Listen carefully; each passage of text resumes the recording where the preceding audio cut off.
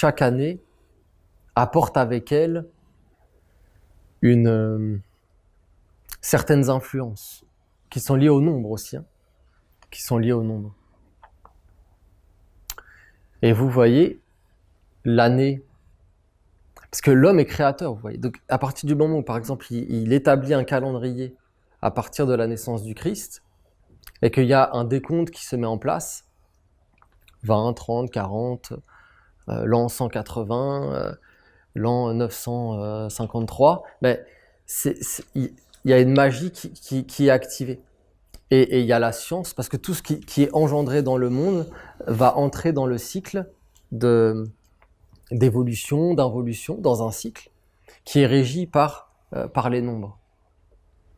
Il y en a beaucoup qui parlent de ça, on parle de la numérologie, mais c'est réel, ça a réellement un impact. Par exemple, si tu es né le 3 janvier ou le 6 mai, eh ben, le jour de ta naissance, le nombre de ta naissance, ça a une influence. Ça a une influence. Le mois, ça a une influence un peu moins. Le plus fort, c'est le jour. Le mois, un peu moins. Et l'année, elle a aussi une importance. Moi, par exemple, je vois dans ma famille, il y a une de mes sœurs, on est 7 si je compte mes parents, et on est 2 à être nés un 2. Bah, le 2, vous voyez, c'est un monde. C'est un monde. Et je vois bien que ma sœur et moi, qui portons ce nombre-là, bah, on a une destinée, enfin, on a des choses en commun. Parce qu'on est né un 2. Et que vous retrouvez tout ça aussi dans le tarot. Je vais vous en parler parce que c'est lié en réalité. Si vous unissez les arcanes du tarot qui vient d'Égypte, hein, qui veut dire le livre de Thoth, tarot, Torah, si vous inversez les lettres, Thoth-Ra, l'enseignement du soleil, la loi, l'enseignement de Dieu. Ben, si vous prenez les arcanes du tarot, le 2 par exemple, c'est la papesse, ils appellent ça, c'est un ancien langage, c'est médiéval, il faudrait quelque part le réactualiser. Ça veut dire Isis, donc vous voyez, c'est le côté caché, d'aller chercher derrière les choses. Ben, je vois bien, ma sœur c'est dans un autre rayon, elle n'est pas forcément essénienne, mais je vois qu'elle a le même, la même chose, des mêmes tendances, des points communs, vous voyez. Et chaque nombre comme ça a une signification et porte en lui des influences. Et dès que vous dépassez, donc vous avez les 22, hein, qu'on retrouve dans les 22 marches de Gabriel, et puis après quand tu dépasses 22, 23, 24 et tout ça, tu fais une addition. Tu fais une addition des deux chiffres. 23, ben 2 plus 3, ça fait 5. Et donc tu as l'influence du 5, etc. Donc c'est tout un monde, mais c'est réel. Ça ne veut pas forcément dire que tu dois t'identifier à ça, parce que c'est comme le zodiaque, c'est comme ton astrologie, ton thème astral. C'est important de connaître les influences, mais pour mieux après, les utiliser et pas être utilisé par elles, vous comprenez? Parce que c'est pas. Après, il ne faut pas forcément s'identifier. Hein. Vous voyez, de dire ah ben je suis tel signe, donc je suis comme ça. Ben, quelque part, c'est une identification mortelle.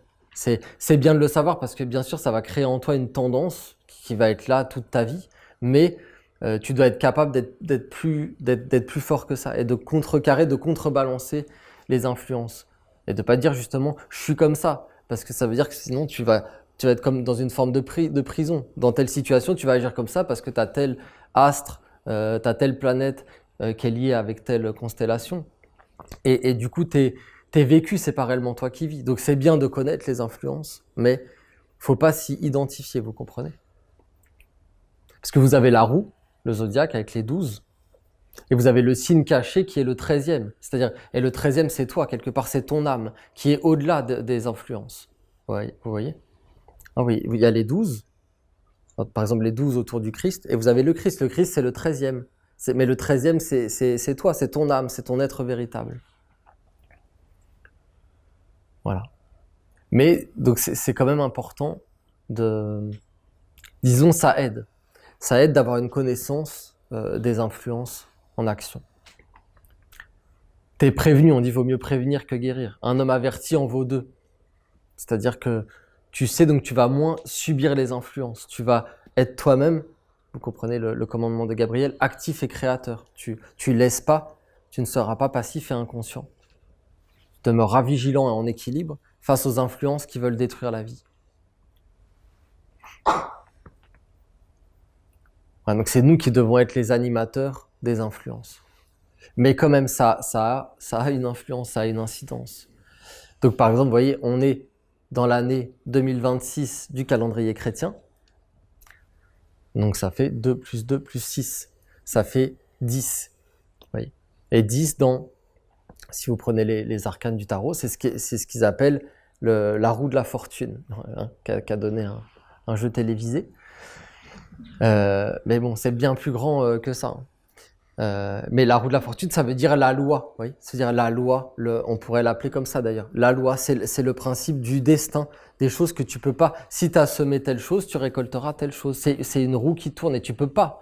Aucun homme ne peut contrecarrer cette roue de la loi des cycles. C'est même un initié, même un grand maître, hein, le maître Ivanov, Olivier aussi en avait parlé, mais c'est vrai que c'est un bon exemple. C'est pour montrer que même un maître, ce qu'on appelle un maître, un fils de Dieu, il n'échappe pas à la loi. Il n'échappe pas à la loi. Il n'y a pas de privilégié devant Dieu. La loi, elle est pour tous. Et quand il parlait de Saint Jean le Baptiste, qui a été le prophète Élie, donc à peu près 900 1000 ans avant, donc ouais, 900 1000 ans, c'est-à-dire qu'il a eu plusieurs incarnations entre ces deux incarnations, et il revient comme un essénien, plutôt comme un prophète. Hein. C'était le porteur, c'était le pilier de l'archange Gabriel, Saint Jean le Baptiste. C'était le maître avant Jésus. C'était lui, il portait l'alliance, pas tout seul, mais il portait l'alliance de la fraternité essénienne. Eh bien, il meurt à l'âge de 30 et quelques années, il meurt décapité, le prophète Élie. Donc on pourrait se dire, non, c'est des méchants, c'est le roi Hérode et tout ça, qui l'ont attrapé, qui l'ont emprisonné, oui, mais il a payé un karma.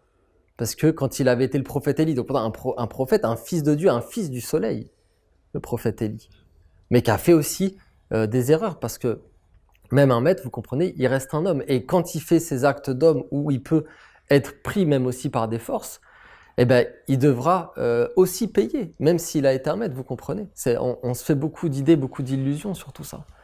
Donc 900 ans après, la loi, elle n'a pas oublié la roue de la fortune, ou de l'infortune. Vous comprenez. Un coup, c'est la fortune, hein, elle est très puissante, cette carte. Hein. Vous voyez, il y a un démon qui descend, et puis comme un être plutôt ailé qui remonte. C'est-à-dire que un coup, tu es dans le courant négatif qui descend, après tu vas être dans un courant positif qui monte. Et la roue, elle tourne. Et la loi du destin, les mystères de la destinée, ils sont éternellement. Et aucun homme ne peut échapper à la loi. Et donc 900 ans après, il purge une peine, voyez, d'un acte qu'il a fait pourtant quand il était un maître, un fils du soleil. C'est édifiant. Hein. C'est édifiant, mais c'est pour qu'on sorte aussi des illusions, de croire que un maître viendrait et qu'il aurait tout le vent en poupe et toutes les bonnes conditions. Non, en général, c'est très compliqué. C'est très dur, ce genre de mission. Et puis, en plus, tu te retrouves avec des grosses responsabilités, ou si tu fais en plus une erreur, elle est décuplée parce que tu es à des hauts degrés d'initiation.